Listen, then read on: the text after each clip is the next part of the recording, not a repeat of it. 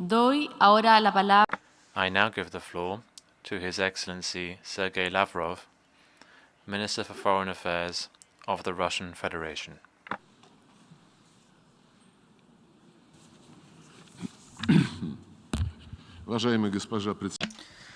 Madam President, distinguished colleagues, ladies and gentlemen, we are meeting at a difficult, a dramatic moment. The crises are growing, and the situation in the area of international security is deteriorating rapidly. Instead of having an honest dialogue and looking for compromises, what we're dealing with is disinformation, coarse stagings and provocations. The Western line here undermines the trust in international institutions as bodies where interests are agreed. It also undermines trust in international law as a guarantee of fairness and protecting the weak against the strong. The negative tendencies we're witnessing within the UN in a concentrated fashion too. At the UN, which rose from the rubble of German fascism and Japanese militarism and was created to develop friendly relations amongst its members and to prevent conflict among them. The future of the world order is being decided today, and it is clear to any impartial objective. The question is whether or not it is going to be the kind of order with one hegemon at the head of it, making everyone else living, following his notorious rules of benefit to that hegemon only, or are we going to have a democratic, fair world without blackmail and without setting fear into the unwanted, without Neo Nazism and Neo colonialism? We made a firm choice for the latter, and together with partners and like-minded people, calling upon everyone to work for its implementation. What is receding into the past is a unipolar model of world development which served the interests of the 1 golden billion, and its overconsumption level came from the resources of Asia, Africa, and Latin America. Today, we're witnessing sovereign states ready to defend their national interests, and this results in the creation of an equal, socially oriented, and sustainable multipolar architecture. But the objective geopolitical processes are being seen by Washington and fully subjugated to it. The elites of Western countries are considered by them as a threat to their dominating position. The United States and allies want to stop the march of history. At some point in the past, declaring that they were victorious in the Cold War, Washington erected themselves into an almost envoy of God on earth, without any obligations, but only the sacred right to act with impunity wherever they want. And this can be done anywhere against any state, especially if they're somehow displeased the self-proclaimed masters of the world. We do recall the wars of aggressions very far from American shores in Yugoslavia, in Iraq, and Libya, which claimed many hundred thousands of peaceful lives. Were the truly legitimate interests of the West were impacted in any one of those countries? Was English banned or any other language of NATO countries banned there? Mass media, culture? Were the Anglo-Saxons declared to be subhuman, or heavy weaponry was used against them? So what is the outcome of the adventurism of the United States in the Middle East? Has a human rights situation improved? Is the rule of law better? The socioeconomic situation may perhaps stabilized, or people's livelihood is better? Name a country where Washington interfered by force and where, as a result of that, life improved. Trying to restore a one-polar model under the slogan of a rules-based order, West is introducing dividing lines everywhere along the lines of a confrontation between blocs. You're either with us or against us. There is no third option possible. There are no compromises. Continuing with the course to spread NATO to the east and bringing the military infrastructure of NATO to the borders of Russia, the United States now have the goal of subjugating the Asian areas. At the June summit of NATO in Madrid, this self-proclaimed defensive alliance declared the indivisible security of Euro-Atlantic and India and Pacific. And under the slogan of India-Pacific strategies, closed formats are being created, and they undermine what has been built under the ASEAN for decades, namely an open and inclusive regional architecture. And in addition to that, they're playing with fire around Taiwan.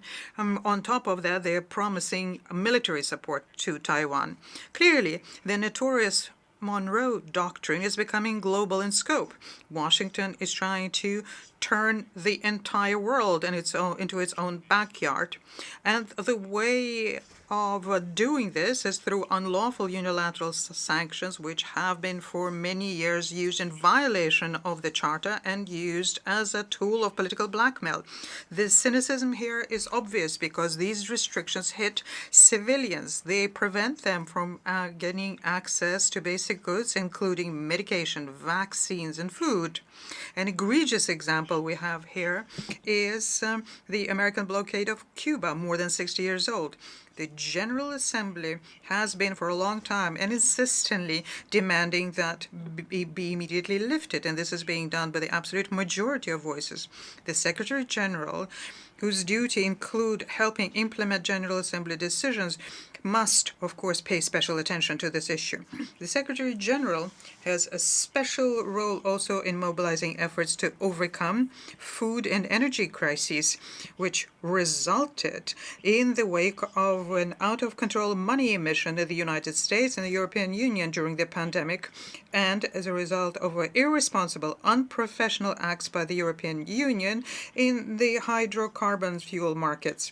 Despite common sense, Washington and Brussels compounded the situation when they announced economic war against Russia. As a result, there is a growing price on foodstuffs, fertilizers, oil, and gas.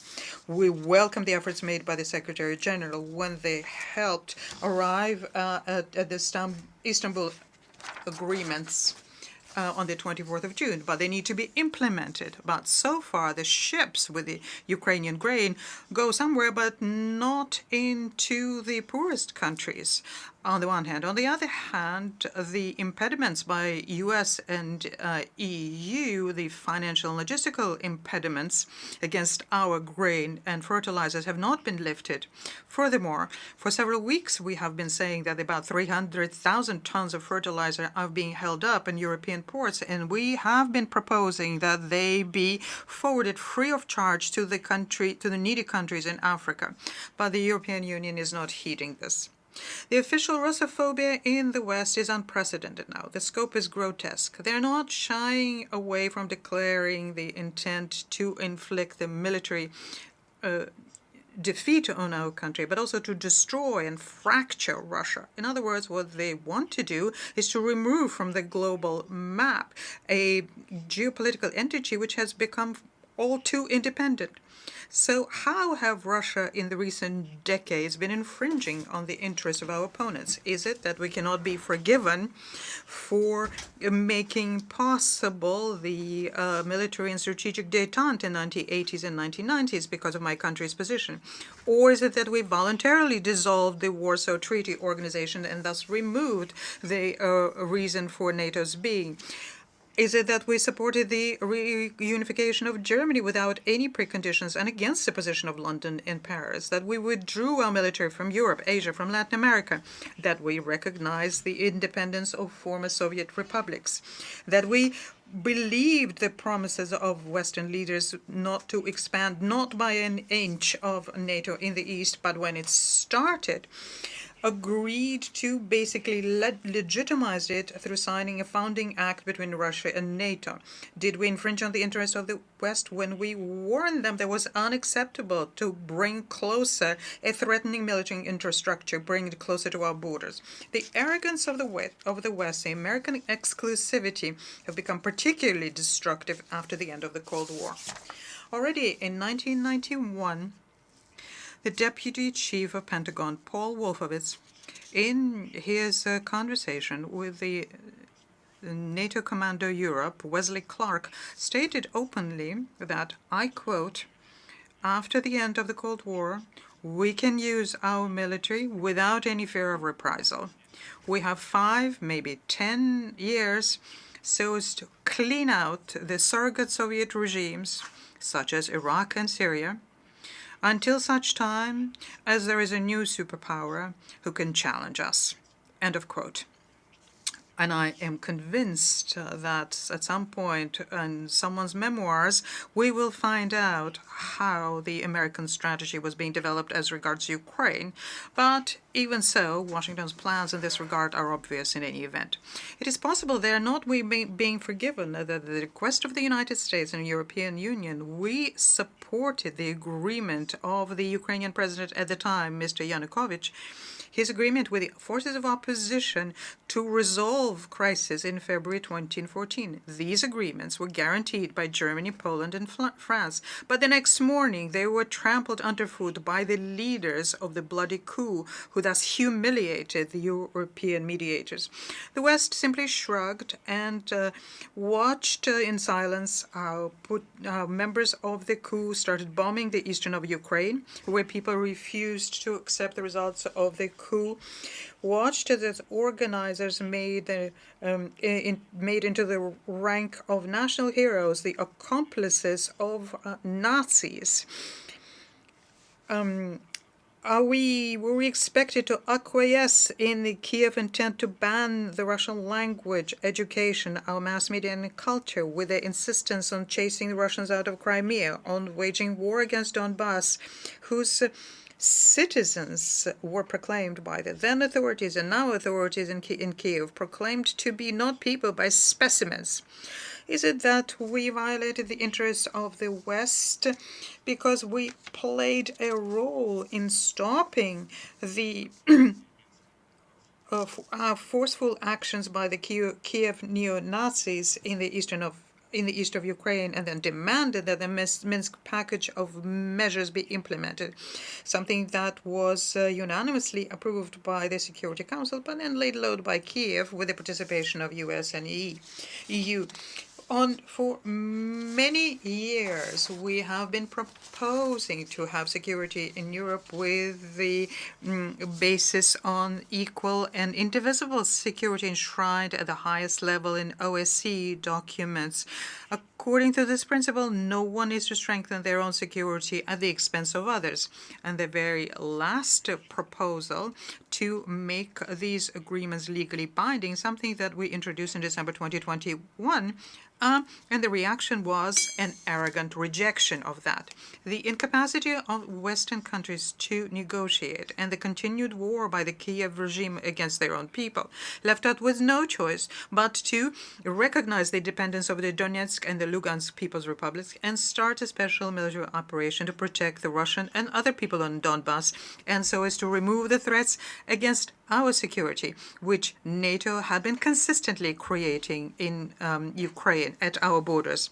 The operation is conducted in pursuance of agreements on friendship, cooperation, mutual assistance between us and that republic, and on the basis of Article 51 of the UN Charter. I'm convinced that any sovereign, self-respecting state would do the same in our stead, a state which understands its responsibility to his own people.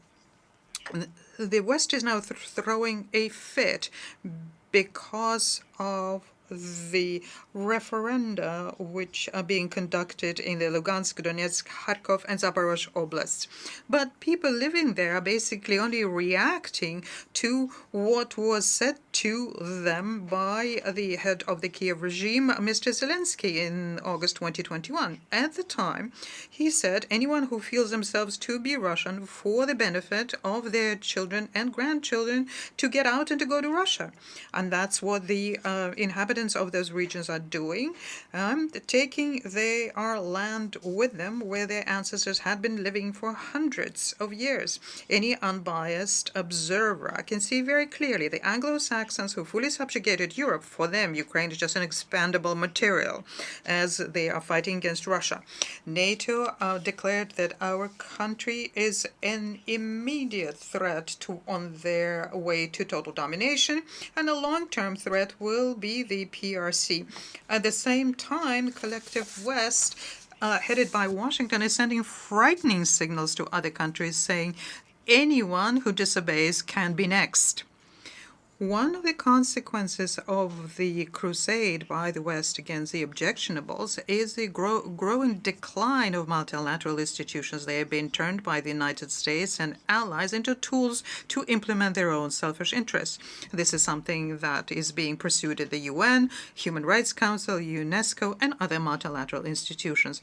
The organizational prohibition of chemical weapons has basically been privatized. Fierce attempts are being made to prevent creating within the Convention on Biological and Toxin Weapons of a mechanism which would ensure transparency for hundreds of military biological programs of the Pentagon has around the world, including on the perimeter of our country and throughout Eurasia. And these programs are far from harmless.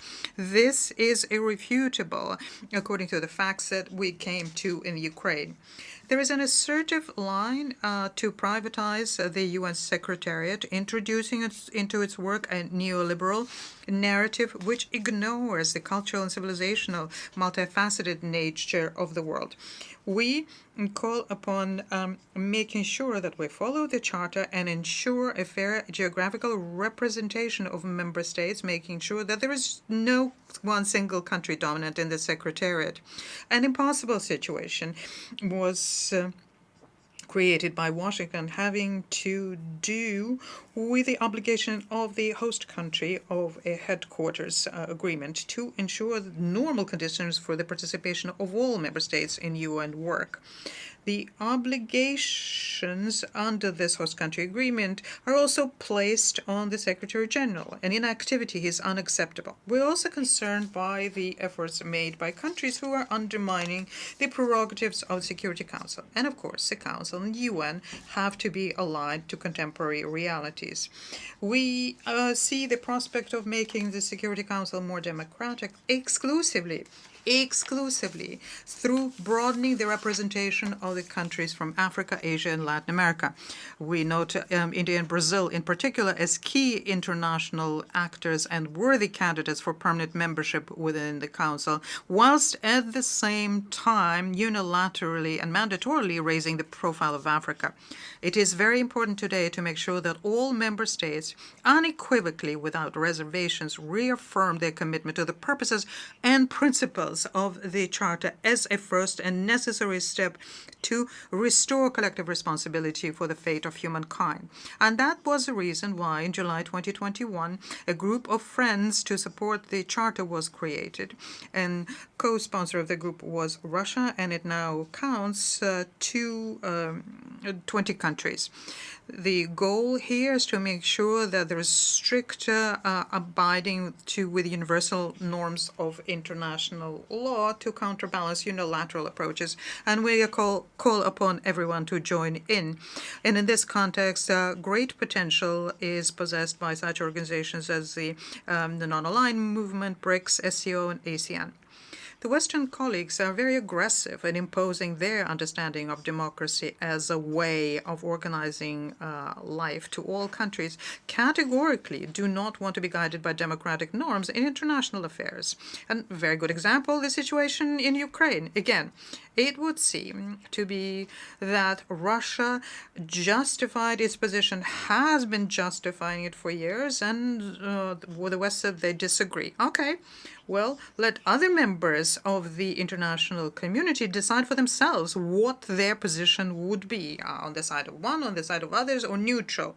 That's what happens in democracies when politicians opposing each other defend their viewpoints and try to convey it to others. But the United States and allies do not give the freedom of choice to anyone. They threaten to twist the arms of anyone who dares think for themselves, and demand by threats that countries join in with anti-Russian sanctions. That doesn't work very well, but it is very clear that these acts by United States and its satellites is not democracy. It's pure, unadulterated dictatorship or an attempt to impose it. We're left with a strong impression that the Washington and subjugated Europe are trying to keep their disappearing hegemony using prohibited means. Diplomacy constantly is being replaced by illegal sanctions against competitors in economics, sports, information area, culture, and generally in contacts with people. Let's turn to the problem with visas for delegates for international meetings in New York, Geneva, Vienna, and Paris. There also we see the desire to remove competition, make sure that alternative viewpoints do not come into multilateral discussions. I am convinced that we need to protect the UN and scrape everything that's confrontational and superficial from there and give it back its reputation and an honest platform to seek for balance for all member states. And this is the approach that we're guided up when we put forward our national initiatives. It is of principal importance to make sure that we have a comprehensive ban on the deployment of weapons in space, and this is the reason for the Russia-China draft international treaty considered by the Conference on Disarmament. It's particularly important to protect our cyberspace within the open-ended working group of the General Assembly on the agreements on how to protect international security and to use a special committee for universal convention on how to counter the use of ICT for criminal purposes. We continue supporting Office on Counterterrorism and other anti-terrorist entities within the UN, and we go to continue develop relationships between the UN, CSTO, Eurasian Economic Union, CIS, so as to pool our efforts in the greater Eurasia. We call for an enhanced work on overcoming regional conflicts. We think that the priority here is to overcome the impasse in creating an independent Palestinian state, restoring restoring the state of Iraq and Libya destroyed by NATO aggression, neutralize the threats to Syria, having a sustainable process of national conciliation in Yemen, overcoming the heavy burden of NATO presence in Afghanistan. And we are working on restoring the original JCPOA on Iran nuclear program, ensuring the comprehensive settlement on the Korean Peninsula.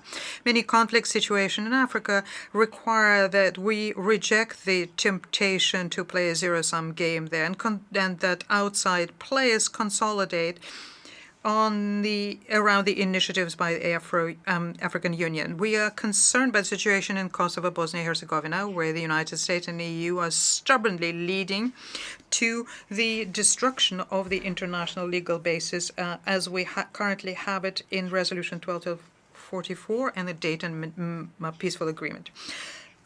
Madam President, at times like these, it's natural to seek wisdom from our predecessors. So in the pithy expression of the former Secretary General Dag Hammarskjöld, who remembered the horrors of World War, he said, and I quote, "The UN wasn't created to take mankind to paradise, but rather to save humanity from hell." These are very topical words. They call upon us to understand our individual and collective responsibility for creating conditions for a peaceful and harmonious development for our future generations, and everyone need to show political will for that. When we are ready for such honest work, and we are convinced that the stability of the world order can be ensured exclusively through returning to the origins of the UN diplomacy, basing ourselves on the key principle of true democracy, the respect for the sovereign equality of states. I thank you. Agradezco al ministro de Relaciones I thank the Minister for Foreign Affairs of the Russian Federation.